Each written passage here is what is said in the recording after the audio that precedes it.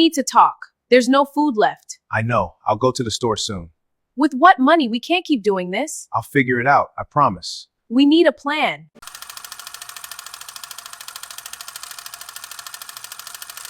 Good morning, ma'am. Good morning, Hey. ma'am. Ada was the Good kind of morning, woman everyone. people noticed Good the moment morning, she Ada. walked into a room. I hope you're all Before having a marriage, productive she was morning. smart, Yes, polished, and very deeply focused productive. on her career, Good the sort of morning, person who team. had worked Morning, hard Ada. for Great to every see you. opportunity she got. She lived Hi there, how's the independently, morning? made her own decisions, Good morning, and team. carried herself Good with a morning, Ada. quiet confidence that came from knowing Hi her there. worth. How's it going? Great, Ada. Thanks. In her office, she was respected for her discipline and talent. In her personal life, she dreamed big and believed her future was wide open. Before she met Kunle, who is now her husband, I like a woman who knows her worth. I believe you.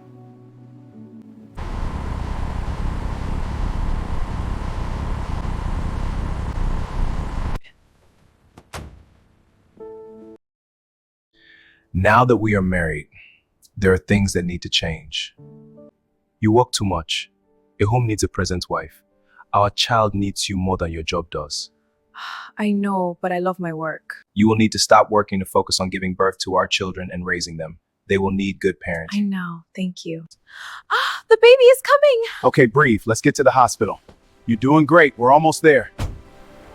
He's here.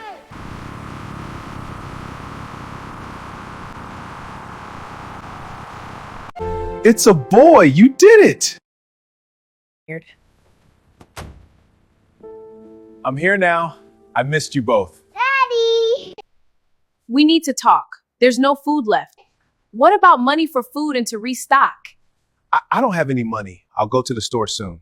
With what money? We can't keep doing this. I'll figure it out. I promise. We need a plan. All you know is about asking for money without caring how I made the money. But you asked me to stop working.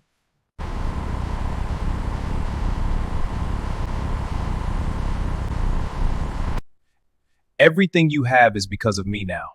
I know, Kunle. You remind me every day. Because it's true, you chose this life. Yes, and I'm grateful. That night, something changed inside her. The words stung, but Ada stayed quiet. For her children, she told herself. She didn't argue back. She didn't cry loudly. She simply decided. Unknown to Kunle, Ada began rebuilding her life in silence. While the children slept, she stayed up late learning, reconnecting with old colleagues, and taking small freelance opportunities online. She continued.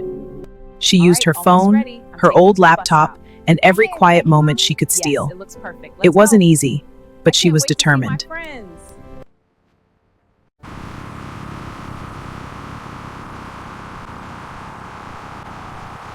Months turned into years.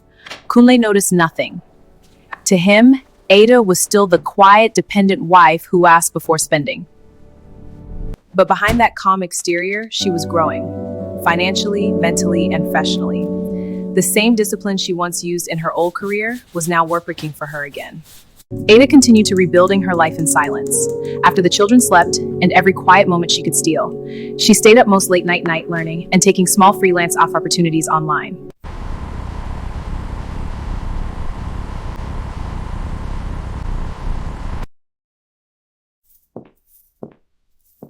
Ada, they need to talk.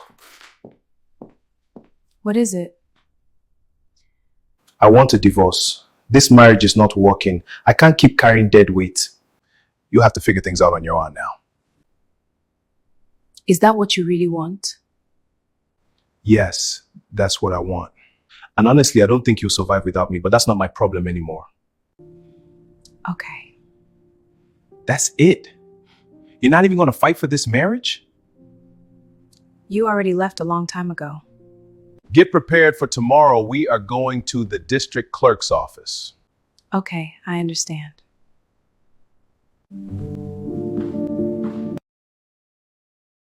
The divorce process moved quickly. Kunle felt victorious. In his mind, Ada had nothing. No job, no savings he knew of, no way to stand on her own. He told a friend, laughing, Let's not make this complicated. You don't have anything to fight for. I'm not here to fight. Primary provider, that's me. Ada's been out of work for years. And my contributions at home? They don't really count here, do they? She doesn't even understand how hard life is about to hit her. You sure about that? This clause on custody, it's standard. Sign here. I need to review the language on support. It's fair. No need to complicate it. It's for the children. I'll make sure it's right.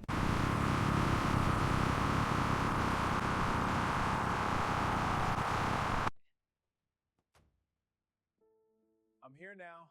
Kunle, have you seen this article about this young entrepreneur who built her business remotely while raising her kids at home? No, I haven't. But the shock came weeks later. Kunle happened to come across an online feature article highlighting a rising entrepreneur, a woman who had built a successful remote business while raising 3 children. The name caught his attention, Ada. Confused, he read further. The article detailed her journey, how she quietly built her career, created multiple streams of income, and was now mentoring other women. There were pictures common in Sue. Ada, what is all this I'm seeing? It's my life, Kunle. The one I rebuilt. You mean you've been working all this time? Yes. While you were busy reminding me I was nothing, I was reminding myself who I am.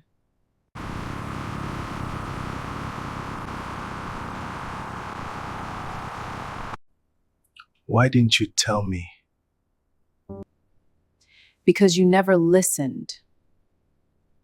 In the end, Kunle was forced to confront a reality that didn't match the story he had told himself for years. He had believed he was the center of Ada's world, the provider, the decision maker, the one who gave her value. What shook him the most wasn't just her success, but her peace. There was no bitterness in her voice, no desperation in him to prove a point. She wasn't trying to impress him or win him back. And in that moment, Kunle understood that he hadn't diminished her, he had only revealed her strength. Every late night, every silent effort, every small step had led her back to her identity. She had simply moved forward. The same woman who once asked for permission now made decisions without hesitation. The same woman he thought he had silenced now spoke with clarity and purpose. Kunle left with regret and disbelief. One truth became undeniable. A power he thought he held over her was never real. She had outed him long before he ever walked away.